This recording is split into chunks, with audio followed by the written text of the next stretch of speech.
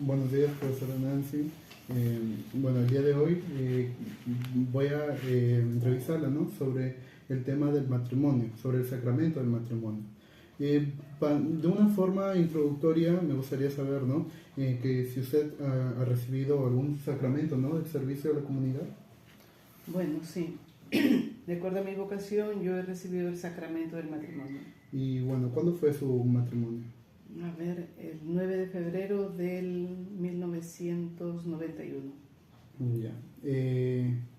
¿Cómo supo que él era el indicado para usted? Sí. A ver, ¿cómo supe que él era el indicado? Primero porque era una persona que pensaba en mí, me veía que le interesaba mucho mi bien, me ayudaba en mi perfeccionamiento, me ayudaba a ser mejor y claro, yo le correspondí en eso, ¿no? Yo también me preocupaba mucho por él.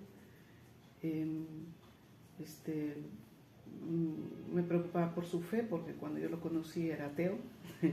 Y yo me preocupaba porque yo decía, como una persona tan buena pueda no creer en Dios, ¿no? Entonces, en eso de preocuparme por evangelizarlo, por catequizarlo, me enamoré de él. Y bueno, por ahí empezó todo, ¿no? Pensando en el bien de él, en su felicidad. Que yo le correspondía a esa actitud que él tenía también, esos detalles, esa actitud de buscar mi bien. Bueno, entonces, ¿usted cree que el sacramento del matrimonio es importante para la vida en pareja?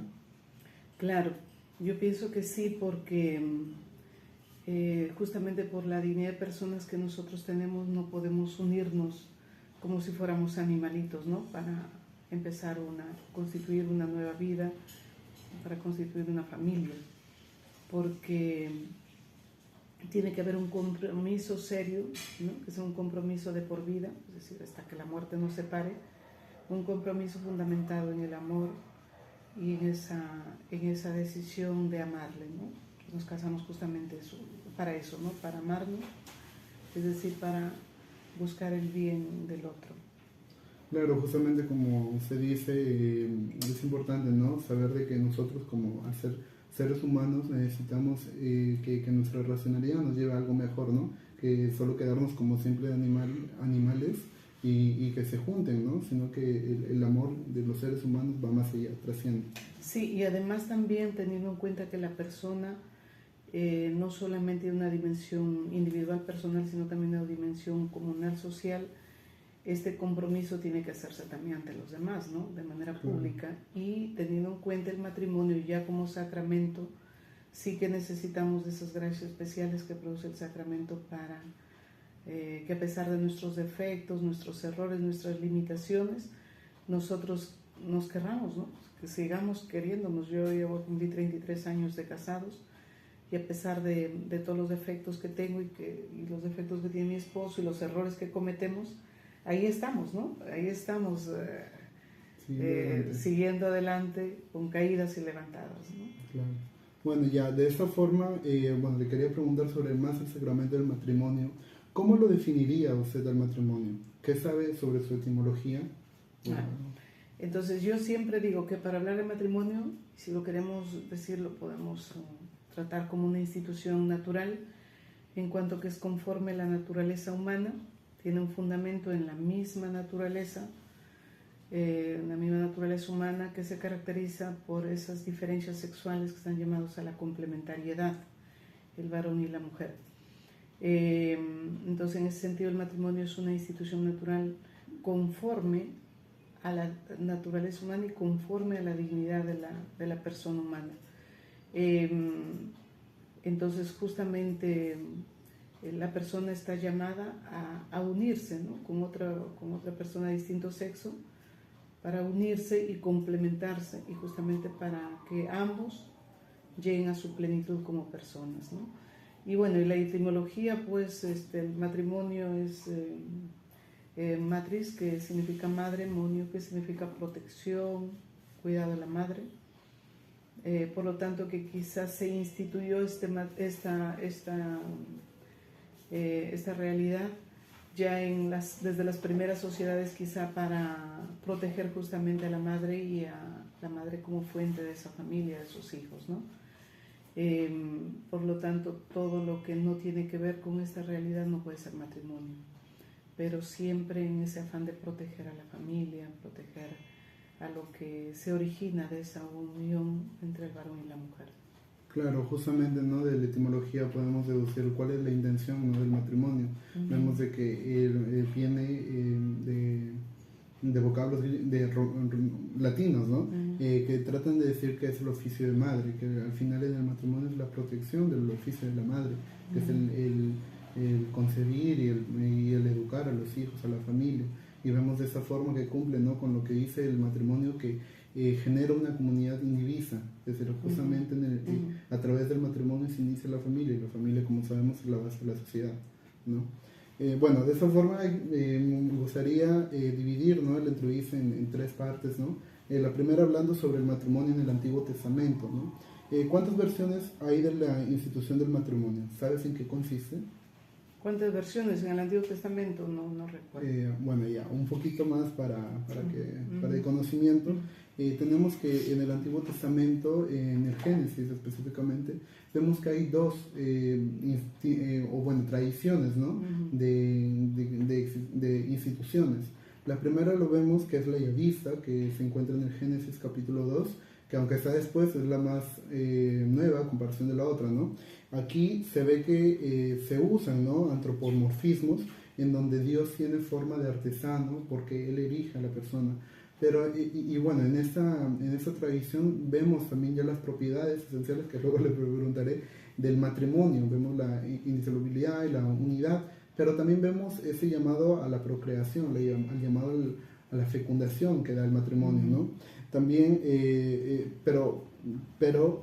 bueno, luego tenemos también la otra tradición, que es la sacerdotal, que es en el Génesis capítulo 1, ¿no? Vemos que la tradición sacerdotal se escribió 6 siglos antes de Cristo, y bueno, en este hagamos se ve, bueno, los teólogos dicen, ¿no? De que se encuentra el llamado a la Santísima Trinidad, porque lo dice en plural y ahí se encuentra la Santísima Trinidad. Vemos que también afirma, ¿no? De que la persona, tanto varón y mujer, son creados a la vez y por Dios. Entonces vemos una tipo igualdad, una semejanza, ¿no? De varón y mujer. Pero igual aquí también se observan las propiedades esenciales del matrimonio. La igualdad entre el varón y la mujer, claro, pero a semejanza de Dios. Claro. Bueno, la siguiente pregunta es, ¿qué se entendía? No, a ver, antes de entrar a la siguiente pregunta, aquí en el Antiguo Testamento, o sea, en ambas tradiciones que tú explicas, está todavía el sentido natural del matrimonio, es decir, se ve el matrimonio simplemente como una institución humana, natural, pero que donde se pone énfasis en ese origen divino, ¿no? Porque desde el punto de vista de la filosofía o la antropología lo vemos que el fundamento del matrimonio está en la naturaleza humana, pero ya en el Antiguo Testamento se ve ese origen divino en cuanto que Dios, que es familia, nos hace parecidos a Él, ¿no? Para que nosotros podamos constituir una familia, y el fundamento de esa familia es justamente el matrimonio, que es una unión hasta que la muerte los separe. Claro, justamente es bueno aclarar eso, ¿no? De que aquí en el Génesis no se ve al matrimonio tanto como el sacramento del matrimonio. Todavía no. Es un matrimonio de forma natural, ¿no? De la institución natural que es propia de los seres humanos. Ante eso también me gustaría recalcar lo que decía el Papa Juan Pablo II, ¿no? De que el ser humano es un ser esponsalicio por naturaleza. Por lo tanto, está llamado a la unión con el sexo opuesto, para que, bueno, un poquito, ¿no? de filosofía de Caro Boutila, que decía de que la persona debe trascender horizontalmente también, ¿no? Es decir, entrega, darse, amar al otro. Entonces vemos que como el ser humano tiene esa propia naturaleza, ese propio fin en su interior, en su ser, vemos que esa es una institución natural que siempre se ha visto. Entonces, por eso es que el Génesis lo recoge, como que Dios permite y bendice esas uniones, ¿no? Pero ya luego, cuando Jesucristo lo eleva a sacramento, lo veremos después. Pero bueno, siguiendo con el Antiguo Testamento, le quería preguntar, ¿qué se entendía por matrimonio en el Antiguo Testamento? Bueno, en el Antiguo Testamento el matrimonio era una alianza, era una especie de contrato, una unión, un compromiso que era legal, ¿no? Estaba aceptado por la ley para unirse. O sea, están esas propiedades, ¿no? De esa unión, pero la indisolubilidad no es algo absoluto, puesto que van a permitir el repudio, ¿no? El divorcio, y el divorcio es una figura que contradice la indisolubilidad del matrimonio. Claro, justamente, bueno, se entendía, hay un término específico que era Baal, que significaba de que el esposo es el dueño, el amo en sí de la mujer, ¿no? Un poquito puede ser controversial este argumento actualmente, pero no, eso se explica en que justamente ambos, es decir, varios libros del Antiguo Testamento aclaran, ¿no? De que ambos se deben respeto, fidelidad y amor, se debe estar en el mismo nivel de ayuda y de entrega, ¿no? Al otro, ¿no? Bueno, también vemos eso de las alianzas, por ejemplo, que Salomón se casó con varias mujeres para establecer alianzas con pueblos vecinos. Bueno, ya, ahora sobre las propiedades del matrimonio, ¿usted sabe cuáles son? Claro, son desde el punto de vista de la teología tenemos la unidad y la indisolubilidad, aunque también hay algunos teólogos y desde el punto de vista de la antropología algunos filósofos que hablan de una tercera propiedad. Tomás Melendo, por ejemplo, a estas dos propiedades añade la fecundidad, ¿no? Entonces, cuando se habla de matrimonios estériles, o sea que no pueden tener hijos, también dice está presente la fecundidad en cuanto que pueden adoptar, o si no pueden los dos entregarse al cuidado, a la protección de otras personas, como pueden ser sus padres, sobrinos o algunas personas que los necesitan, ¿no? Entonces, esa unidad se refiere a la unión de los dos, de varón y mujer, constituyendo una sola carne, una sola realidad. Esa unión que se origina en el consentimiento de los cónyuges, pero en realidad son las naturalezas las que se enlazan, ¿no? Y se unen. Por eso es que el consentimiento no puede destruir esa unidad. O sea, no podemos decir ahora y ellos deciden separarse, desunirse. No, porque las naturalezas se unen en una sola. O sea, el consentimiento activa esa unión, pero la unión es de naturaleza con naturaleza, ¿no? Formando una sola carne, una sola realidad. Y la indisolubilidad, pues, es hasta que la muerte los separe, ¿no? No puede haber un matrimonio que sea, bueno, hasta cuando ya no me convengas, ¿no? Hasta cuando me enamore de otro, o hasta que estés enfermo, o simplemente ya no quiera estar contigo, ¿no? Es hasta que la muerte los separe. Tampoco no podemos decir que sea para toda la eternidad, no, hasta que la muerte. Claro, vemos acá las dos propiedades esenciales que la teología lo recoge, que es la unidad y la indisolubilidad. Ya lo explicó muy bien, de que en la unidad vemos que el hombre y la mujer se vuelven uno solo, una sola carne, y que eso también abre paso a la fecundidad, ¿no? Y la indisolubilidad es que nadie lo puede separar, es decir, es hasta que la muerte lo separe. Quizás ya en el Nuevo Testamento, en el libro de San Mateo, se va a hacer un avance más específico, ¿no? Sobre esta propiedad de la indisolubilidad, pero en el Antiguo Testamento aún tenemos esas propiedades. Justamente lo de la fecundidad que dijo también la propiedad, se puede entender así, pero también otros pueden entenderla como un fin del matrimonio, la finalidad del matrimonio. Bueno, ¿usted sabe cuáles son los fines del matrimonio? A ver, desde el punto de vista de teología que yo lo he estudiado, el fin del matrimonio es justamente los hijos, ¿no? La procreación y la educación de los hijos. Y la ayuda mutua, ¿no? También desde el punto de vista de la teología también es no me acuerdo la palabrita, ya de aquí me hace recordar el tema de cómo satisfacer la concupiscencia o algo así, ¿no? Sí. Eso en la teología, pero desde el punto de vista de la filosofía nosotros hablamos que el fin del matrimonio es el amor conyugal, y el amor conyugal incluye justamente eso, ¿no? El bien de los cónyuges, ayudarles en su perfeccionamiento el uno al otro, y como consecuencia de ese amor conyugal son los hijos, ¿no?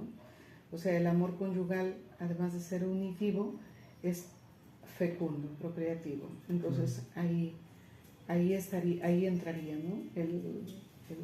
los fines en el amor conyugal. Claro, sí, está muy bien a la hora de decir eso, por eso.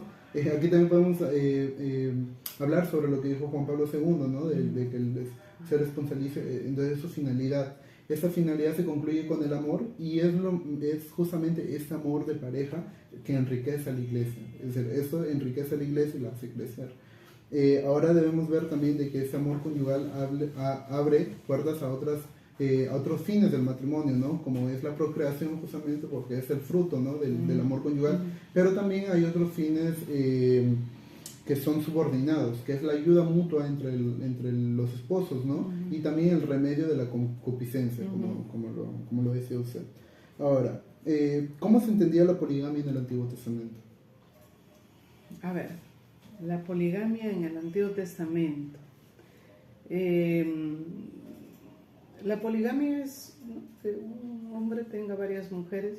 Dentro de la poligamia hay dos formas, ¿no? La poliginia y la poliandria, ¿no? La poliginia, una mujer con varios varones, y la poliandria, un hombre con varias mujeres, ¿no? Entonces, en el Antiguo Testamento, un poco como que a los hombres se les da esa posibilidad de tener varias mujeres, ¿no? Algunas, vemos Salomón, rey David, ¿no? Claro. Rey Salomón, rey David tenían varias mujeres, ¿no? Y también, por ejemplo, se le permitía, en el caso de Abraham, ¿no?, que pueda tener sus concubinas, ¿no? Entonces ahí no estaba muy claro el tema, o sea, se hablaba de una unidad, ¿no?, una sola carne, pero no está muy claro cómo es que esta figura de la poligamia dañaba esta propiedad del matrimonio, y más bien en la mujer sí que de ninguna manera estaba permitido, ¿no? La poliginia no estaba permitido por nada en la mujer. Es más, si la mujer era encontrada en adulterio, se repudiaba. Tenía el derecho al repudio, ¿no? O sea, el hombre lo podía repudiar. Claro. ¿no? Justamente lo que dice es cierto, ¿no? Es como que no se encuentra una causa como tal de la poligamia, porque si vemos en el Antiguo Testamento, Dios, ni bueno, las citas bíblicas como que no indican que Dios haya permitido como tal, haya dado su permiso como tal de la poligamia, ¿no? Sino que esto se origina a partir de la preocupación del pueblo de Israel por la descendencia. Vemos el caso de Abraham, por ejemplo, que como su esposa era infértil, tuvo hijo con la concubina, ¿no? Con la esclava, digo. Entonces, de esa forma vemos que una de las causas es eso, la preocupación por la descendencia. La otra preocupación es por los motivos políticos, es decir, al casarse con varias mujeres de varios pueblos, se podían hacer más alianzas y así. Pero la tercera conclusión que se puede llegar, y es la que más se puede ver, ¿no?, en el Antiguo Testamento, es la misma corrupción que había dentro de la ley mosaica, se podría decir, ¿no? Porque, si bien es cierto, vemos libros que hablan muy bonito de la monogamia y de la responsabilidad y de los frutos que da la monogamia. Entonces vemos que hay una corrupción ante la realidad del pueblo de Israel, ¿no? que se denota en varias relaciones poligámicas, ¿no? Ahora, ¿sabes lo que es levirato? No. Bueno, levirato, en pocas palabras, es, por ejemplo, cuando una mujer que está casada se queda viuda y no tiene familia, no tiene hijos que le mantengan. Entonces, por ello, su cuñado podía casarse con ella, pensando sobre todo en el beneficio de ella, porque tenemos que tener en cuenta de que al ser una sociedad muy antigua, en donde no es la misma que actual, no podemos pensar que la sociedad hebrea es la misma que la sociedad actual. Entonces, en ese tiempo, una mujer que era viuda no tenía los modos de sobrevivir. Entonces, por el beneficio... Y es que era considerada propiedad del marido. Claro. Ella no tenía derecho a propiedad. Claro. Se quedaba en la suma pobreza, ¿no? Claro, y eso puede significar su muerte también, ¿no? Entonces, por el bien de ella, ¿no? Se permitía eso. Entonces, ¿usted cree que existía una ruptura del matrimonio en el Antiguo Testamento? ¿Ruptura del matrimonio? Así, una disolución, ruptura del matrimonio.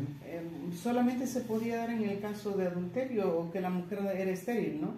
Entonces, en esos casos se podía permitir el repudio, ¿no? El repudio por parte del hombre. El hombre podía repudiar a su mujer cuando era estéril o cuando era encontrado en adulterio, ¿no? Entonces, en ese caso, pues ahí terminaba el matrimonio, ¿no?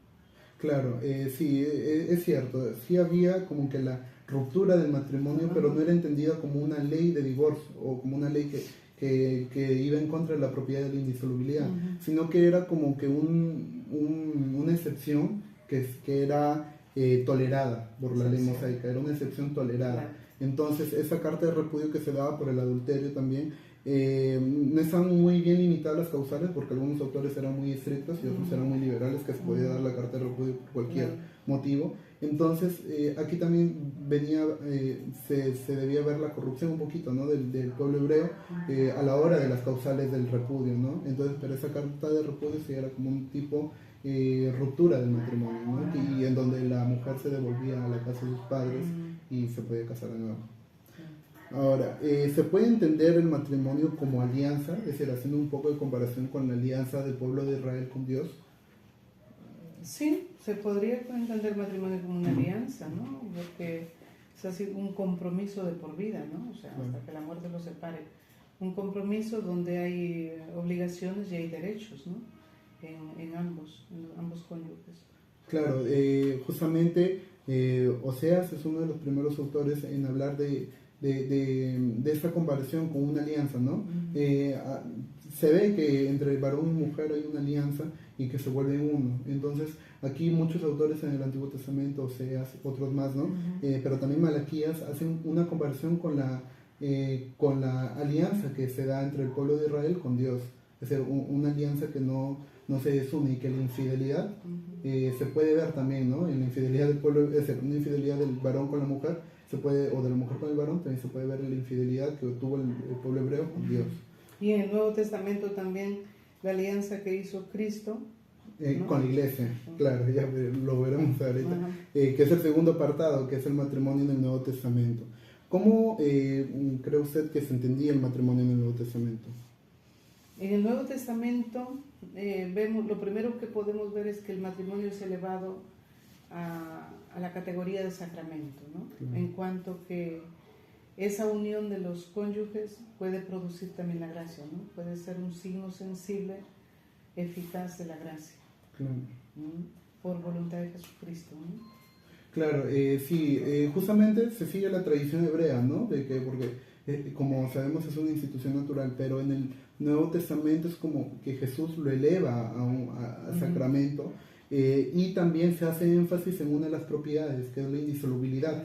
Por ejemplo, San Mateo hace mucho énfasis en eso, que lo que Dios unió no lo separa el hombre. Entonces, eso es algo que se debía especificar, ¿no?, ante los problemas o la corrupción que hubo en el pueblo hebreo. Entonces, ahí se precisa como tal. Ahora, ¿el matrimonio desde cuándo es elevado a sacramento? ¿Hay una fecha exacta? ¿Usted conoce alguna fecha exacta? No sé, yo, siempre lo he visto en las bodas de Caná, con la presencia de Jesucristo en las bodas de Caná, o también puede ser en el Evangelio de San Mateo, cuando él dice: el hombre dejará a su padre y su madre y se unirá a su mujer, y los dos serán una sola carne, ¿no? Puede ser que sí. Claro, sí. O si no, como dice, ya son de broma, ¿no? Como dice el padre Ángel Espinosa, dice: ¿cuándo se instituyó el sacramento del matrimonio? Cuando Jesucristo dijo: Padre, perdónalos porque no saben lo que hacen. Bueno, eso es una broma, ¿no? Pero claro, pero sí, como tal un momento, no existió un momento como tal, así como que digamos que la Eucaristía, la última cena o así, ¿no? Sino que se puede comprender la institución como sacramento, la elevación a sacramento del matrimonio, a la hora de las proclamas que hacía Jesús, ¿no? De la evangelización del mismo Jesús en las bodas de Caná. También el hacer su primer milagro en las bodas de Caná hizo que el matrimonio reciba ese efecto especial, ¿no? De hacerlo.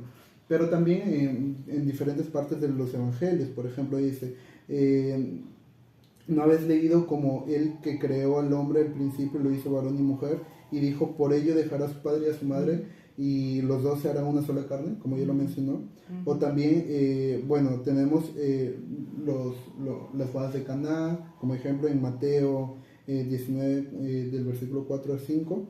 Y bueno, Juan, capítulo 2, del 1 al 11, disculpa, el otro era de la cita anterior. Pero vemos eso, ¿no? De que en toda su vida pública de Jesús fue instituyendo y bendiciendo, ¿no?, el sacramento del matrimonio. Ahora, bueno, ¿en qué consiste el privilegio paulino? ¿Un matrimonio se puede invalidar por ese privilegio paulino? A ver, hasta donde tengo conocimiento, el privilegio paulino es el que se le da a aquellas parejas que contraen matrimonio cuando son de diferentes credos, ¿no? Y ahí se les puede permitir la declaración de matrimonio nulo, justamente cuando está en riesgo la fe del cónyuge y la formación de los hijos, ¿no? Claro, ¿Eso es? sí, el privilegio paulino viene a ser, es como que San Pablo, bueno, en sus cartas, especifica de que existen los matrimonios mixtos entre la parte bautizada, ¿no? Y la parte pagana, es decir, que no son parte de la iglesia. Entonces, ante esto se podría decir de que el privilegio paulino viene a ser cuando una de la parte no bautizada, ¿no? La parte pagana, hace la vida imposible a la parte bautizada, a la parte católica y cristiana, digo, y no le deja vivir su fe. Además de que no cumple con sus promesas, porque a la hora de darse el matrimonio mixto, la parte no bautizada, la parte pagana, debe cumplir con 3 promesas, debe prometer 3 cosas. Primero, de que deje a la parte bautizada vivir su fe, que deje vivir a sus hijos en la fe y que no sea un impedimento para ello, ¿no? Entonces vemos que cuando sucede esto, es decir, le hace la vida imposible, el privilegio paulino dice que el matrimonio es inválido, porque desde un primer momento no lo fue, ya que no puede haber el sacramento del matrimonio entre un bautizado y una parte pagana. Entonces, desde un primer momento fue inválido por ello. Bueno, por eso que se declara nulo. Claro, se declara nulo. No se anula, sino se declara nulo, porque siempre lo fue. Entonces, ¿qué es lo mejor? ¿Casarse o ser célibes? Las relaciones conyugales deben darse con normalidad en el matrimonio. Y ante esto, ¿qué dice? Bueno, usted sabe, ¿no? Lo que dice San Pablo al respecto. A ver, ¿qué es mejor? Yo diría que según la vocación, ¿no? Bueno, San Pablo dice que el que no puede vivir la castidad, el que no puede vivir la castidad absoluta, la castidad plena, ¿no? Porque todos estamos llamados a vivir la castidad. Pero el que no puede vivir la castidad absoluta, plena, o sea, el que no puede vivir célibe, pues que se case, ¿no? Así dice San Pablo, que se case. Pero lógicamente yo creo que sí, ¿no? Se necesita más renuncia, más sacrificio, más entrega, ¿no? Lo que hacen los consagrados, los sacerdotes, las religiosas, se necesita mayor renuncia, mayor entrega, mayor capacidad de sacrificio, en suma mayor amor a Dios, ¿no? Eso es lo que yo pienso, pero siempre insisto, ¿no? De acuerdo a la vocación, porque si Dios nos da una vocación, pues la vocación es un llamado. Si Dios nos llama al matrimonio, también nos tiene que dar esas cualidades necesarias. Si nos llama para la vida célibe, también nos tiene que dar los dones necesarios. Claro, ¿no? Justamente eso es lo que dice San Pablo, ¿no? En el 1 Corintios, el capítulo 7, el versículo del 1 al 9, San Pablo dice que él opina que lo mejor es ser célibe, pero que él respeta la vocación de cada uno. Él no, es decir, cada uno está llamado a ser célibe o a casarse también, ¿no? Ser célibe completamente, ¿no? En una totalidad. Entonces él dice que según la vocación que le haya dado el Señor, ¿no? Y bueno, las relaciones, también habla sobre las relaciones dentro del matrimonio, ¿no? Y él dice que se deben dar con normalidad, porque justamente el amor que se da en el matrimonio llama a eso. ¿Te ¿no? refieres a la relación sexual? Relaciones sexuales. Ah, claro, es claro. algo normal y bueno, ¿no? Claro, porque está llamado para eso, ¿no? Porque eso sirve para la unión de para la unión y también para sus fines, ¿no? Que es la procreación y también, bueno, eso, ¿no? Luego, ¿cuál es la importancia de los hijos en un matrimonio? Bueno, los hijos vienen a ser la expresión del amor, ¿no? Del amor conyugal. Como yo diría, si el amor de los cónyuges es un don, es un regalo de Dios, pues sería el regalo del regalo, ¿no? El regalo del amor conyugal son los hijos, ¿no? Que ayudan a perfeccionar la unidad que existe entre los cónyuges, ayudan también al perfeccionamiento de los cónyuges para que el hombre se perfeccione como varón, como padre, la mujer como mujer y como madre, ¿no? Gracias a los hijos, lógicamente después de haber tenido un solo hijo, diría yo, ya no somos iguales como antes, ¿no? Vamos adquiriendo algunas perfecciones que nos van consolidando sobre todo en el tema del amor, ¿no? Para aprender a amar más y de manera más profunda y más real. Claro, justamente, bueno, el matrimonio llama a eso, pues, ¿no? Es decir, el matrimonio no puede solo acabar con la unión de la pareja, sino que debe seguir con la llegada de los hijos, porque para eso está llamado, ¿no? Para la procreación y el cuidado y la educación de los hijos en los valores cristianos, y así transmitir, ¿no? Transmitir esto.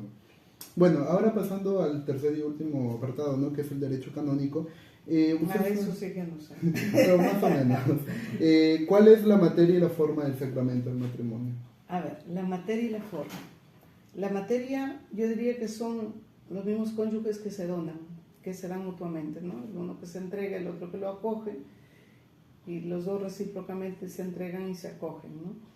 Y la forma serían las palabras del consentimiento, donde dice yo, fulanito, tal, me entrego a ti y te acepto, ¿no? Eso que viene a ser la expresión, o sea, esas palabras que son la expresión de que estoy consintiendo en esa unión, ¿no? Claro, como se lo dice, libre y voluntario. Es el consentimiento, ¿no? Que se da entre el varón hacia la mujer y la mujer hacia el varón, ¿no? Que es libre, voluntario, y eso mismo hace de que se cumpla, el sacramento del matrimonio, ¿no? ¿El matrimonio civil es válido ante el derecho canónico? A ver, yo creo que no. Porque en el matrimonio civil, por lo menos así como está en la actualidad, el matrimonio civil tiene algunos defectos, ¿no? Por ejemplo, tenemos que al permitir el divorcio, están contradiciendo la propiedad de la indisolubilidad. Y más en algunos países donde ya hasta se ha legalizado las uniones homosexuales, ¿no? Que también son matrimonios civiles. Peor ya, pues porque eso contradice la unidad. Claro. Entonces, yo pienso que sí, que no está de acuerdo a lo que dice el derecho canónico, porque el derecho canónico te exige esas propiedades, unidad e indisolubilidad. Claro, justamente esa es la respuesta. El derecho, el matrimonio civil no es válido ante el derecho canónico, porque justamente atenta, ¿no? Contra la propiedad de la indisolubilidad del matrimonio, que es una propiedad esencial, es decir, y de la unidad también, vamos viendo. Porque de la indisolubilidad, porque vemos en la actualidad de que el divorcio está muy, es decir, está muy normalizado y se da por cualquier motivo. Antes era más difícil, pero actualmente... Ahora el divorcio express. Claro, el divorcio express. Es decir, el mismo matrimonio civil te da ese escape, ¿no? También vemos que la unidad se ve perjudicada porque... vemos incluso hasta matrimonios de 3, 4, 5 personas, es decir, que nunca va a haber una unidad total, ¿no? Como se da en el matrimonio de un varón y una mujer. Por ello, vemos de que no es válido ante el derecho canónico. ¿Qué tipos de matrimonios existen? Según el derecho canónico. O bueno, los que no se consideran. A ver, podríamos hablar de un matrimonio válido, pero no consumado, ¿no? Y puede haber un matrimonio válido y consumado, ¿no? Porque puede suceder pues que una pareja hace su matrimonio válidamente con todo lo que exige el derecho canónico, pero que no sigue consumar. Entonces, por esa imperfección del vínculo se puede permitir ahí sí se puede dar la disolución del matrimonio. Claro, sí, tenemos que identificar dos: el matrimonio rato, que también recibe el nombre, y el matrimonio rato y consumado. El matrimonio rato es el que se da en la iglesia, por ejemplo, es toda esta celebración, ¿no? Del matrimonio. Pero el rato y consumado se refiere a la celebración, pero asimismo la consumación del matrimonio como tal. O sea, entonces, en la iglesia se da la entrega formal. Claro. El uno se entrega al otro, el otro lo acoge y viceversa. Ahí se entregan formalmente, espiritualmente, pero luego la entrega tiene que darse materialmente, ¿no? También, en la noche claro. de bodas.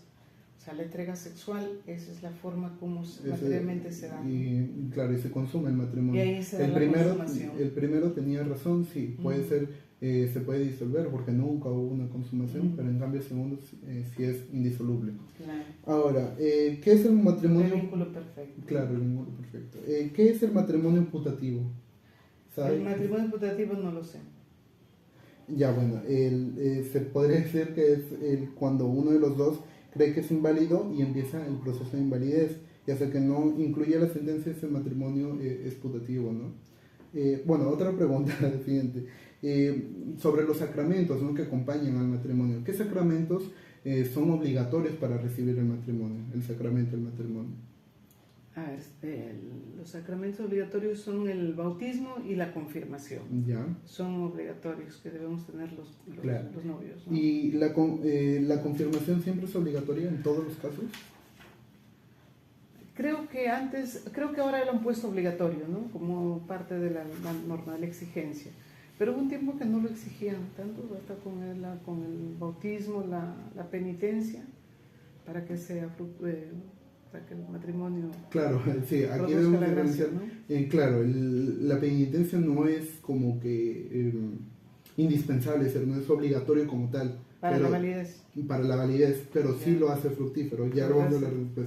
Pero sí, no siempre ha sido obligatorio la confirmación porque tenemos que acomodarnos a los tiempos, ¿no? Vemos que el obispado o el obispo que da la confirmación no siempre ha llegado a todas las zonas remotas. Incluso Claro. aquí en el mismo Perú, la propia Sierra Selva no es que tenga una accesibilidad al obispado, ¿no? Como lo tenemos nosotros las personas de Chiclayo, por ejemplo. Entonces a esas personas se les puede como que pasar, ¿no?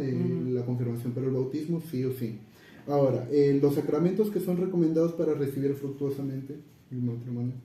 Tiene que confesarse, Claro. ¿no? La penitencia y luego la Eucaristía, ¿no? Para que el matrimonio Sea produzca la fructífero. gracia, ¿no? Si no sería un sacramento válido pero infructuoso, ¿no? Claro, y ahí también deberíamos hablar un poco del óbice, ¿no?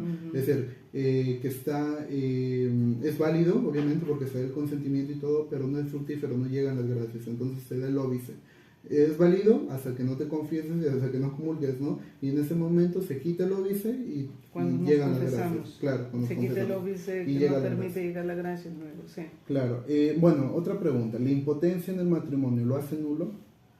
La impotencia, cuando una impotencia es para siempre, ¿no? O sea, ponte que se case una persona que tiene esa incapacidad para tener relaciones sexuales, no se va a producir, no se va a consumar, y al no consumarse, pues el matrimonio se puede disolver, ¿no? Como hemos dicho. Claro, justamente se diferencian dos, ¿no? La impotencia perpetua y la temporal. La temporal no lo hace inválido, Claro, pero la se puede perpetua sanar sí. la persona Claro, con se puede tratamientos, ¿no? ¿Y qué hace inválido el matrimonio? ¿En qué caso sabe que hace inválido el matrimonio? Cuando hay obstáculos al consentimiento y al conocimiento del objeto del consentimiento. O sea, si yo no consiento, o sea, si yo soy obligada a casarme por una amenaza o porque una violencia, lo que fuera, Secuestro ¿no? también, por ejemplo. Entonces, o sea, todo lo que vaya contra el consentimiento, contra la voluntad de la persona, eso hace que el matrimonio sea inválido. Pero también hace que el matrimonio sea inválido cuando no se ha conocido aquello que vamos a consentir, aquello que vamos a aceptar. Entonces puede haber un conocimiento, pero en lo esencial, ¿no? Por ejemplo, ¿no? Una persona que sea estéril y no le cuenta a su pareja, Y sabiendo. ¿no? Sabiendo lógicamente que es estéril y no le cuenta, ¿no? O tiene una enfermedad que le va a involucrar a la prole y no le cuenta a su pareja. Claro. Esa falta de conocimiento también puede hacer que el matrimonio sea nulo. Claro, justamente hay varias... Porque para que el consentimiento sea válido tiene que estar fundamentado en un conocimiento por lo menos de lo esencial de la persona. Claro. Hay varias, bueno, que lo hacen válido el matrimonio, ¿no?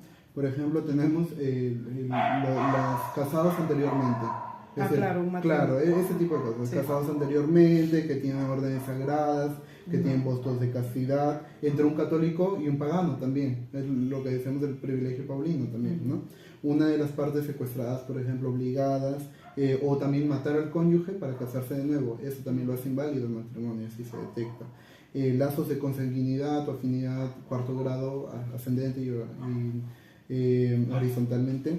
Pero también tenemos eso, ¿no? De que, por ejemplo, no saber a lo que se está llegando. Por ejemplo, las personas, también el derecho canónico lo recoge, por ejemplo, las personas que no saben que debe haber consumación en el matrimonio o lo que significa la consumación, eso también lo hace inválido el matrimonio.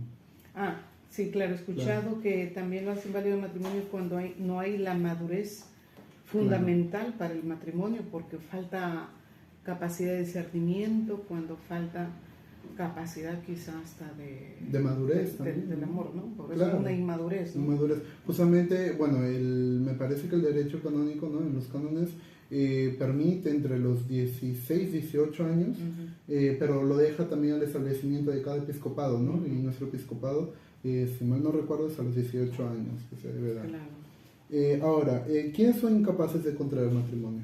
Justamente aquellas personas que no tienen discernimiento, ¿no? Claro. Aquellos que no tienen capacidad de discernir, de darse cuenta de lo que están haciendo, ¿no? Y yo he escuchado que también lo tienen en cuenta, muy en cuenta es esa capacidad de madurez afectiva, claro, ¿no? Se necesita cierta madurez afectiva para saber también hacia dónde vamos, ¿no? Claro. ¿Quién es el ministro y el sujeto del matrimonio? Ministro y sujeto, los mismos cónyuges, ¿no? Porque ellos se casan, a ellos no les casan, ellos se casan. Claro. Claro, ellos son los mismos ministros y sujetos porque ellos es como que yo te acepto a ti y también es como que reciben, ¿no? Dan y claro. reciben. Ahora, ¿qué vendría a ser el sacerdote? Yo diría que el sacerdote es así como el testigo de la iglesia, ¿no? Claro. El testigo. Claro, asiste en el matrimonio y también representa a la iglesia y da su... como que es el testigo, claro, ¿no? Testigo. Sí, claro. ¿El diácono también puede celebrar el matrimonio? Claro, porque ellos son los ministros y los sujetos del matrimonio, ¿no? Los cónyuges. No, digo, los cónyuges son ministros y sujetos y por lo tanto el diácono, está el sacerdote, si no está el sacerdote, el diácono también puede ser. Claro, justamente una de sus funciones del diácono, además del bautismo, también puede participar, ¿no? del matrimonio, ser como testigo. Ahora, ¿cree usted que el matrimonio mixto puede funcionar? Si hay cierta madurez y hay amor, todo se puede, ¿no? Por lo que se supone que si hay amor, se quiere la plenitud de la persona y la fe está dentro de la plenitud. Entonces el no creyente pues tiene que saber que su cónyuge creyente tiene que realizarse en la fe, tiene que realizarse también esa dimensión trascendental, ¿no? Tiene que respetar sus creencias, claro. Debe permitirle practicar su fe, porque eso le perfecciona, eso le lleva a su plenitud, ¿no? Claro, justamente como le decía anteriormente, deben haber las condiciones, ¿no? Que la parte católica declare que está dispuesta a evitar cualquier peligro, ¿no? Que atente su fe, ¿no? Que se informe en su momento al otro contrayente sobre las promesas que debe hacer la parte católica, es decir, de educar a sus hijos en fe y que no se puede salir, ¿no? Y que ambas partes sean instruidas sobre los fines y las propiedades esenciales del matrimonio, del sacramento del matrimonio. Ahora, ¿cree usted que el sacramento del matrimonio se ve atentado cuando una pareja se casa con bienes separados? Es decir, cuando hace un matrimonio civil a la par con bienes separados. Yo pienso que sí, porque el matrimonio es entrega total, ¿no? Es entrega total, y entregar totalmente significa entregar el cuerpo, la psicología, el espíritu, entregarse totalmente, sin reservarse nada. Y los bienes materiales son parte del cuerpo, pues, ¿no? Claro. O sea, también tienes que entregar tu billetera, ¿no? Tenemos ahí el canon 1135, ¿no? Que nos dice también de que la unidad de los esposos también es en los deberes, en las obligaciones que tienen económicamente también. Ahora, ¿los matrimonios de no bautizados fuera de la iglesia también son verdaderos y válidos? ¿Los matrimonios? De no bautizados. De no bautizados. Sí, ambas, son válidos, claro. Son válidos. Sí, siempre y cuando tengan esos requisitos que hemos mencionado, ¿no? Claro, porque justamente vemos que la institución se da en el Génesis, ¿no? Claro. Como una institución natural que surge del ser humano. Consentimiento libre y voluntario, que haya madurez. Las propiedades también. Lo que hemos dicho, claro, obviamente. ¿El adulterio es causal de separación? De separación de cuerpos, sí. Mira. Puede ser separación de cuerpos, ¿no? Cuando es un adulterio repetitivo y todo ello, ¿no? Que pues también están llamados al perdón. Pero ¿cómo podemos hablar de perdón cuando el hombre o la mujer están constantemente faltando a esa fidelidad, ¿no? Entonces, si en caso es imposible vivir la fidelidad, yo creo que sí se pueden separar, ¿no? Y la separación es de cuerpos, ¿no? Pensando siempre en un bien superior que puede ser el bien de la mujer, el bien de los hijos. Claro. Porque si un hombre que es infiel, que no puede vivir la fidelidad, estando con otras mujeres, le puede traer enfermedades a su esposa, ¿no? Claro, y malos ejemplos a los hijos. Claro. o viceversa, también hay mujeres ahorita en Claro. ese tipo, ¿no? Sí, por eso es que también se podría decir, ¿no? De que en estos casos la mejor solución sería la separación, pensando en el bien, en el bienestar, ¿no? de la parte afectada, la víctima, ¿no? Y de los hijos también. Que, cuando hay agresividad. Cuando también, hay agresividad, por ejemplo, el maltrato doméstico. Entonces ahí por el mismo bienestar de la familia es mejor la separación. Sí. Ahora, ¿cuáles son los efectos del matrimonio? Efectos del matrimonio como sacramento. Como sacramento. Bueno, lo primero que produce la gracia santificante, como hemos dicho, y segundo que produce también gracias actuales, ¿no? Gracias especiales para que el hombre pueda vivir como cónyuge y la mujer pueda vivir como esposa y como madre, el hombre como esposo y como padre, ¿no? Necesitamos esas gracias especiales. Y se nota claramente esas gracias, ¿no? Esas influencias especiales que Dios nos da para poder, imagínate, yo voy a cumplir 33 años de casado, ¿no? Y cómo es posible que de repente, después así de una pelea que podemos tener, como que recibimos una ayuda especial, una lucecita especial para perdonarnos, para seguir adelante, a pesar de todo, ¿no? Claro. Ahora, bueno, usted lo que sepa es en qué acciones previas se necesitan para la celebración del matrimonio. ¿Qué deben hacer las parejas, ¿no? que quieran alcanzar el sacramento del matrimonio? ¿Qué deben hacer? Es decir, por ejemplo, medidas preparatorias existen. Yo diría primero hay una preparación que deben tener los cónyuges, ¿no? Una preparación por parte de la iglesia, una preparación previa lógicamente en la familia. Yo pienso que cuando la familia es una familia estable, un matrimonio ejemplar, yo creo que es el mejor testimonio para que los hijos estén bien preparados para el matrimonio. Pero además de eso necesitan una preparación especial que le puede dar la iglesia, ¿no? Las charlas, los retiros que puede dar la iglesia y también las proclamas matrimoniales, ¿no? Porque se trata de un acto público. Ante la comunidad. El matrimonio no solamente es una cuestión personal privada, también es una cuestión pública, ¿no? Es una cuestión social y pública, por lo tanto se tiene que dar a comunicar, se tiene que dar a conocer públicamente, ¿no? Claro, justamente, bueno, esos son lo que el canon, el derecho canónico nos dice, ¿no? Que deben dar el examen sobre la existencia de algún impedimento con el sacerdote, ¿no? Luego también la instrucción, bueno, las charlas prematrimoniales o esa es instrucción para recibir el sacramento y la grandeza que significa y también las proclamas matrimoniales, ¿no? Que se deben dar. Bueno, y ahora, como para terminar, ¿no? Algunas preguntas de conclusión. ¿Usted cree que la Biblia tiene una mirada machista del matrimonio como hoy en día se difunde? No, yo no creo que la Biblia tenga visión machista, porque, por ejemplo, cuando Pablo dice que los hombres amen a sus mujeres y que las mujeres sometan a sus maridos, lo que hacen es reconocer la autoridad, ¿no? La autoridad de la familia, la autoridad en el matrimonio. Yo pienso que es el hombre y la mujer es ayuda. Yo siempre he dicho eso, ¿no? El matrimonio, la mujer es ayuda para el hombre, es ayuda, una ayuda proporcionada, una ayuda adecuada, pero en realidad toda la carga, el hombre es el que más va a responder ante Dios de todo lo que pasará con su familia, con sus hijos. La mujer simplemente es ayuda. Entonces, ese sometimiento es el sometimiento suave del amor. O sea, los hombres amen a sus mujeres. ¿Eso qué significa? Que el hombre tiene que buscar, amar a alguien significa buscar siempre su bien. Entonces, si mi marido me ama, nunca va a querer mi mal. Todo lo que él decida, el hombre es más racional, la mujer es más afectiva, ¿no? Pero también hay mujeres que desarrollan la racionalidad, es cierto. Pero lo natural en el hombre es eso, ¿no? Su racionalidad. Lo más fuerte en él, y lo natural en la mujer, lo más fuerte es su afectividad, pero también puede desarrollar su racionalidad, el hombre también puede desarrollar su afectividad. Pero el hombre, al decirle a San Pablo que ame a su mujer, le está diciendo que busque su bien en todo.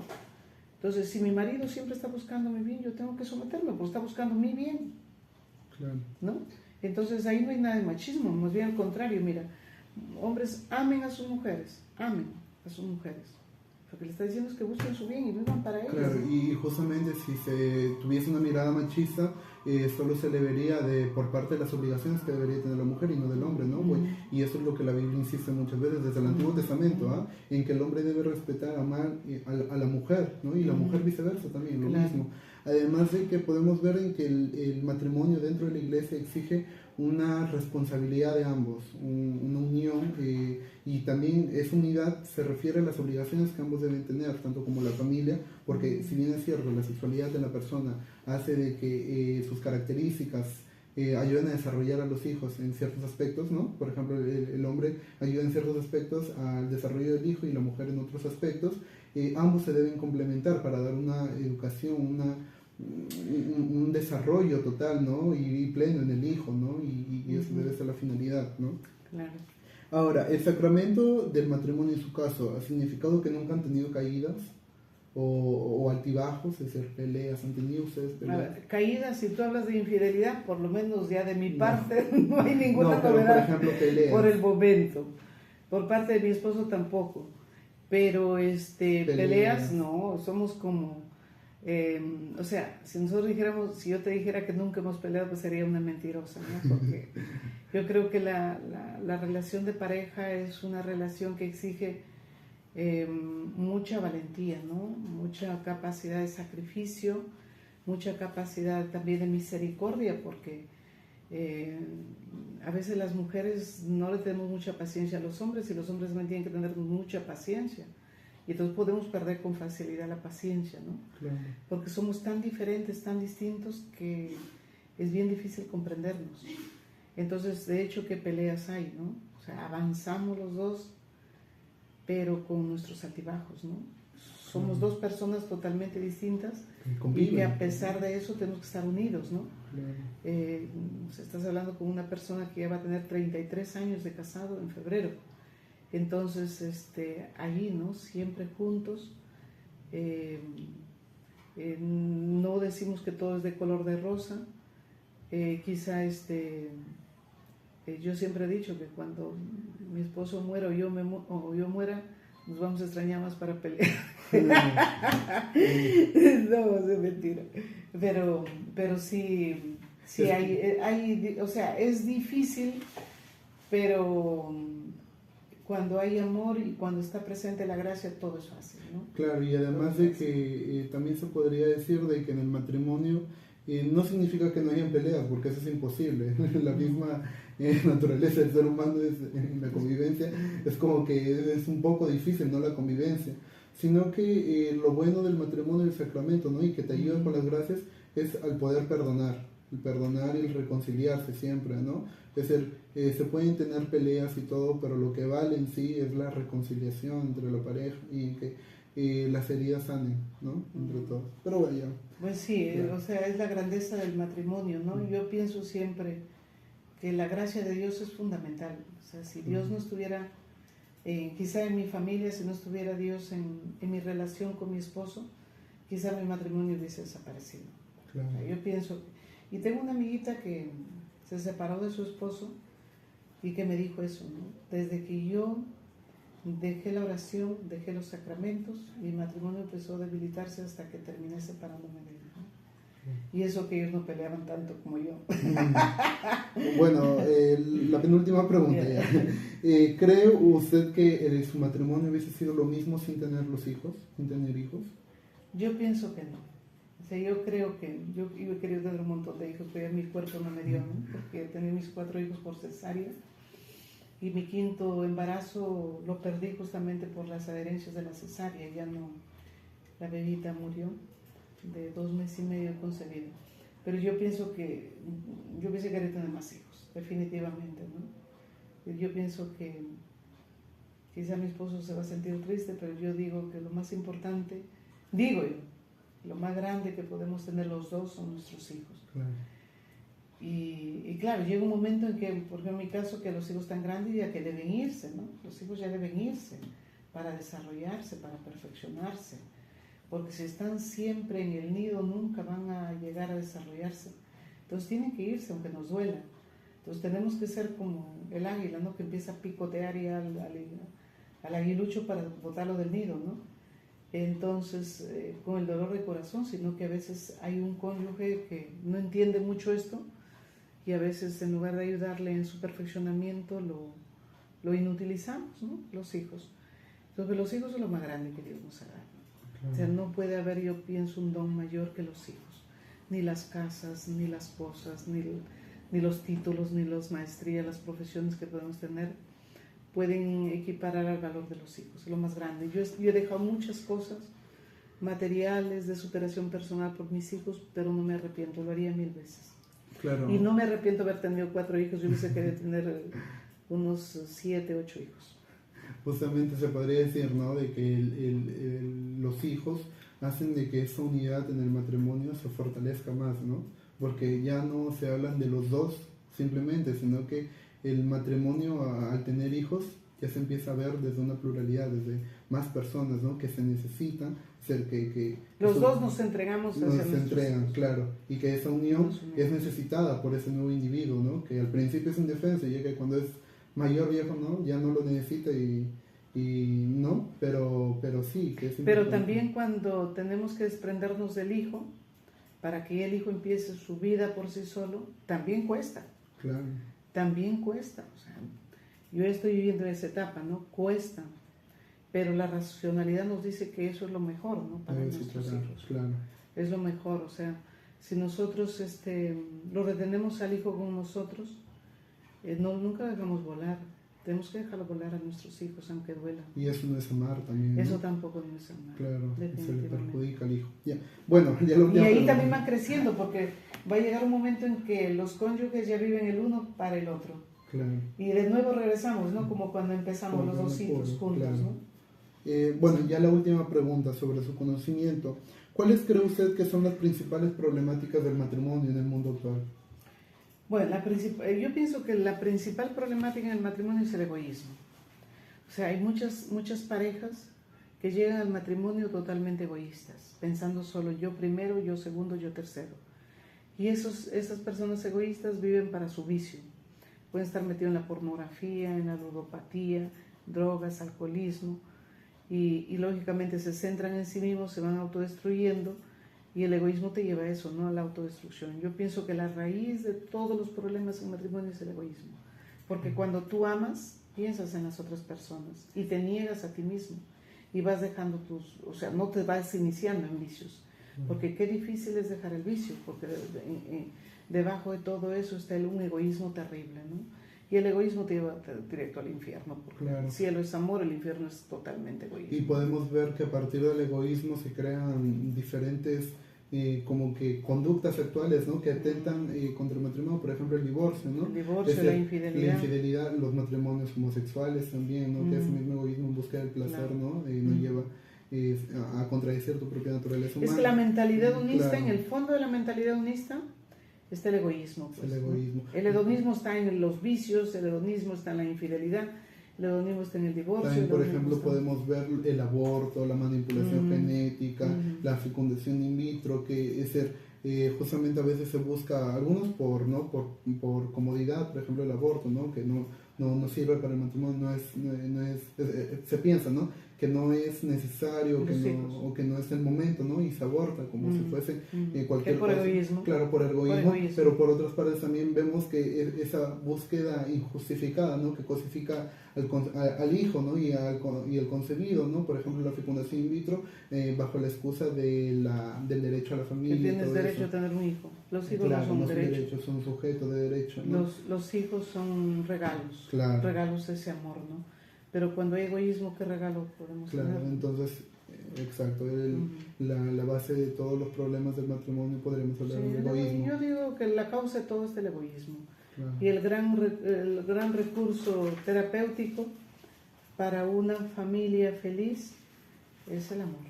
Claro. Es el amor, ¿no? Esa renuncia. O sea, a pesar de nuestros defectos, porque nadie es perfecto, ¿no? A pesar de nuestros defectos, a pesar de nuestras limitaciones, siempre estamos pensando en la otra persona, en su bien, y decidimos renunciar a lo que nos gustaría, ¿no?, justamente por esa persona.